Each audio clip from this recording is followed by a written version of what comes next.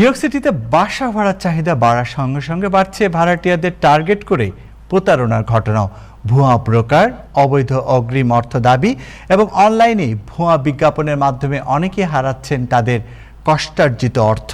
বিশেষজ্ঞরা বলছেন সামান্য কিছু সতর্কতা ও যাচাই বাছাই করলে এ ধরনের প্রতারণা থেকে অনেকাংশে রক্ষা পাওয়া সম্ভব। নিউ ইয়র্কে বাসা ভাড়া প্রতারণার ধরন, সতর্ক সংকেত এবং প্রতারিত হলে করণীয় নিয়ে বিস্তারিত জানাচ্ছেন সাদিয়া আফরোজ। নিউ ইয়র্ক সিটির বাসা ভাড়ার চাহিদা ও দ্রুত কম ভাড়ায় পছন্দের বাসা খুঁজে পাওয়া অনেকটাই দুঃসাধ্য। এই সুযোগে দ্রুত বাসা ও সাশ্রয়ী ভাড়া বাসা খুঁজে দেওয়ার সুবিধা দেখিয়ে সক্রিয় হয়ে থাকে প্রতারক চক্র। দিন দিন প্রতারণার সংখ্যা বেড়েই চলছে। সম্প্রতি প্রকাশিত এক প্রতিবেদনে দেখা গেছে ভুয়া ব্রোকার, অবৈধ অগ্রিম টাকা দাবি এবং ভুয়া অনলাইন বিজ্ঞাপনের মাধ্যমে অনেক ভাড়াটিয়াকে প্রতারণার শিকার হতে হচ্ছে, যা আগের তুলনায় অনেকাংশে বৃদ্ধি পেয়েছে এই প্রতারণার ফাঁদ। গণমাধ্যম গোথামিস্টের একটি প্রতিবেদনে নিউ ইয়র্ক ভিত্তিক এক অনুসন্ধানে এমন এক ব্যক্তির বিরুদ্ধে একাধিক প্রতারণার অভিযোগ উঠে এসেছে, যিনি নিজেকে রিয়েল এস্টেট পরামর্শক হিসেবে পরিচয় দিলেও বহু বছর আগে তার রিয়েল এস্টেটের লাইসেন্স বাতিল করা হয়েছিল। অভিযোগ রয়েছে সম্ভাব্য ভাড়াটিয়াদের কাছ থেকে অগ্রিম অর্থ নিয়ে পরে সেই টাকা ফেরত না দেওয়ার ঘটনা বহুবার ঘটেছে।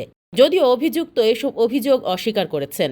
রিয়েল এস্টেট বিশেষজ্ঞদের মতে কোনো অ্যাপার্টমেন্টের ভাড়া যদি আশপাশের তুলনায় অস্বাভাবিক কম হয়, তাহলে সেটিকে সতর্কতার সংকেত হিসেবে দেখা উচিত।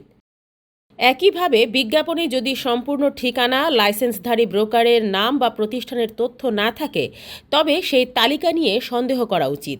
বিশেষজ্ঞরা আরও বলছেন, নিউ ইয়র্ক স্টেটের অনলাইন লাইসেন্স ডিরেক্টরিতে ব্রোকারের নাম যাচাই করা অত্যন্ত গুরুত্বপূর্ণ।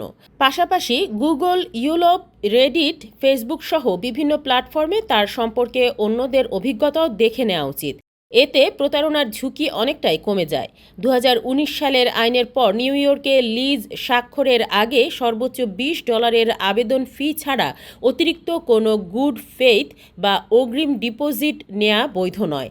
তাই লিজ সইয়ের আগে বড় অঙ্কের অর্থ দাবি করা হলে সেটি বড় ধরনের সতর্ক সংকেত বলে মনে করছেন বিশ্লেষকেরা। বিশেষজ্ঞদের মতে এছাড়া কোনো ব্রোকার বা এজেন্টকে না দেখে কিংবা অ্যাপার্টমেন্ট সরেজমিনে পরিদর্শন না করে কখনোই টাকা পাঠানো উচিত নয়। বিশেষ করে মানি ট্রান্সফারের মতো অ্যাপের মাধ্যমে ব্যক্তিগত অ্যাকাউন্টে অর্থ পাঠাতে নিরুৎসাহিত করছেন বিশেষজ্ঞরা। তাদের পরামর্শ, অর্থ সরাসরি বাড়ির মালিক বা অনুমোদিত এসক্রো অ্যাকাউন্টে জমা দেয়াই সবচেয়ে নিরাপদ। তাদের মতে যদি কেউ প্রতারণার শিকার হন, তাহলে যত দ্রুত সম্ভব চুক্তিপত্র, অর্থ পরিশোধের রসিদ, ব্যাংক লেনদেনের তথ্য, ইমেইল এবং টেক্সট মেসেজের স্ক্রিনশট সংরক্ষণ করে পুলিশ ও সংশ্লিষ্ট কর্তৃপক্ষের কাছে অভিযোগ জানাতে বলা হয়েছে।